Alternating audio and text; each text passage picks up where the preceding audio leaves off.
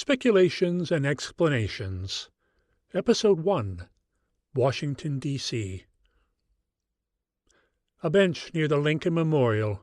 Fred and Rodney, two self-proclaimed history buffs with too much time on their hands, sit staring at the monument, pondering life's greatest mysteries. Just look at it, Rodney.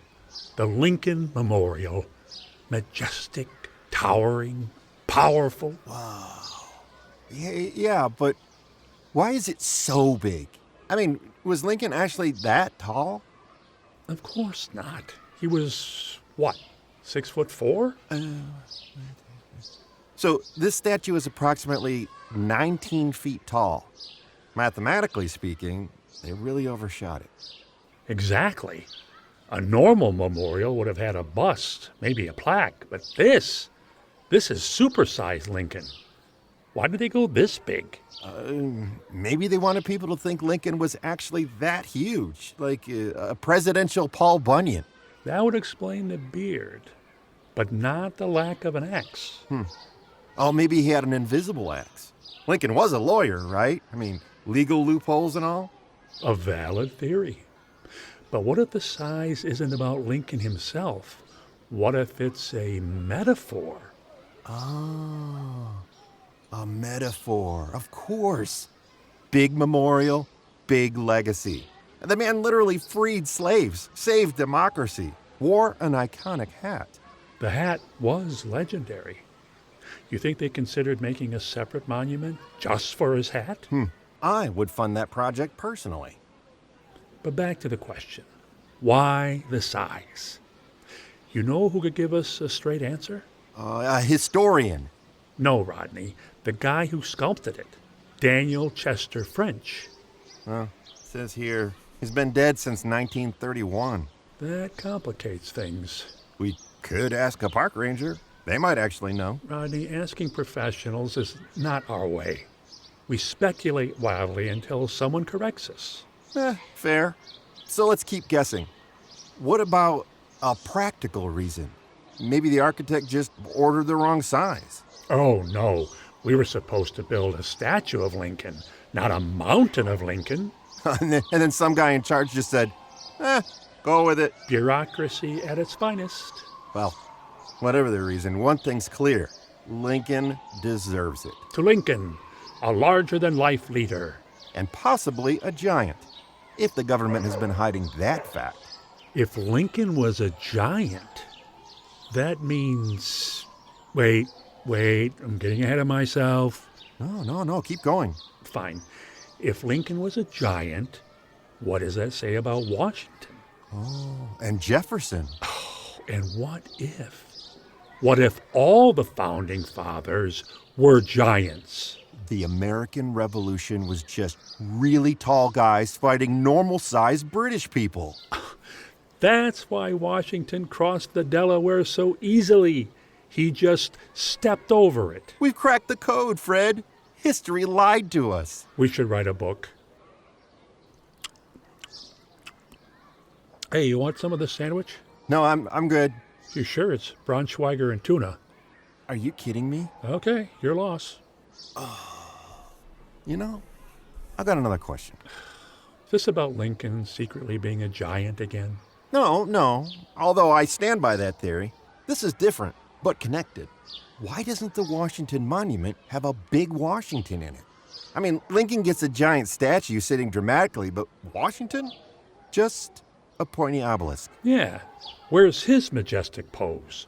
No sword, no horse, not even an I'm crossing the Delaware action shot. Imagine it.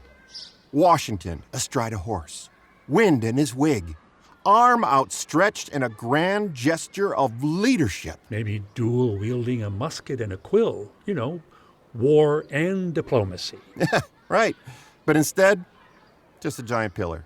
A very tall pillar, sure, but still, just pillar energy. Maybe they ran out of ideas. Like, what symbolizes Washington? And someone just said, a really tall shape.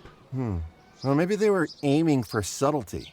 Like Lincoln gets a whole seated sculpture, but Washington's presence is just implied. Behold, the idea of Washington. He is everywhere and nowhere. Or maybe, and hear me out, it was originally supposed to have a statue, but something went wrong. Go on. Imagine some 19th century artist crafting a massive Washington figure, but halfway through they realize disaster.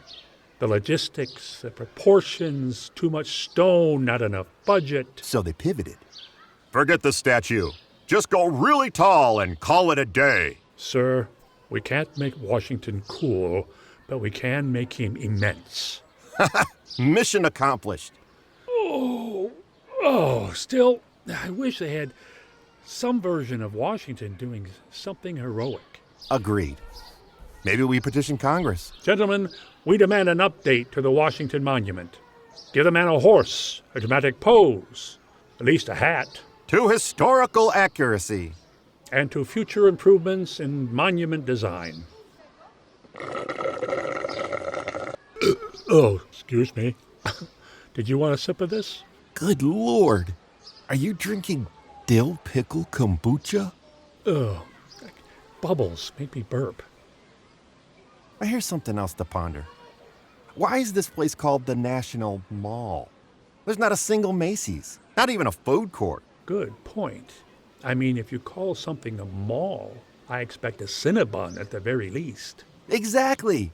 When I first heard National Mall, I thought, great, a place where I can get an overpriced pretzel and maybe a new pair of sneakers. But instead, just grass, monuments, zero escalators. A betrayal of language itself. Well, maybe they just forgot to build the stores, you know? Someone's blueprints accidentally left out the gap. Or it was originally a mall, but all the stores closed because, historical sites aren't ideal for retail. Oh, makes sense. Imagine trying to sell sneakers next to the Washington Monument. Hard to compete with a literal landmark. But really, why the name? If there's no shopping, it's just a park. That's it. A park. They should have called it the National Lawn. Welcome to the National Lawn, America's premier patch of grass. Has a nice ring to it. Wait, maybe mall didn't always mean shopping center. Maybe it had some older meaning. I'm looking it up and it says that mall originally referred to a public promenade, like a wide open space where people walked and gathered. Well, that's fine, but it would still be better with a sunglass hut. Agreed. We should petition Congress. Gentlemen, we move to install a Starbucks at the base of the Jefferson Memorial. To progress! And to historically accurate shopping centers. You want this pickle? You dropped it on the ground. I didn't get anything on it. I wiped it off. In the grass? Okay. Ever notice how people say the Smithsonian Museum? Like it's just one museum? Yeah, but it's actually like, 20 museums? Yeah, exactly. The Smithsonian isn't just a museum. It's a league of museums. It's the Avengers of museums. So when people say, I went to the Smithsonian, it's like saying, I met a guy named Chris. Cool, but which one? Evans, Hemsworth, Pine, Pratt. Exactly. You can't just lump them together. Let's say there's the Air and Space Museum, the Natural History Museum, the American History Museum, the Postal Museum. Hold up. There's a whole museum about mail? Yep. Dedicated to the U.S. Postal Service. That is beautiful. The unsung hero of paper. I know, but see, that's my point. The Smithsonian is many museums, but somehow people act like it's just one. Do you think it started as one museum and then they just kept adding more until no one could stop them? Like a museum empire. Exactly. One day it was just fossils, then boom, planes, rockets, mail, pandas. No turning back. But why not rename it something more accurate? The Smithsonian Collective. The Smithsonian Federation. The Smithsonian Mega Museum. Mega Museum is solid branding. Maybe even at a theme park. Smithsonian, the ride. Take a thrilling journey through postal history We could make millions. to future business ventures. And to the Smithsonian. One museum, but actually 20. Hear, hear. Oh, and now I gotta take a leak. All this imaginary toasting and all. And then we hit the road. To the road! Where to next? We'll know when we get there. But first, anywhere with a public men's room. I really gotta go.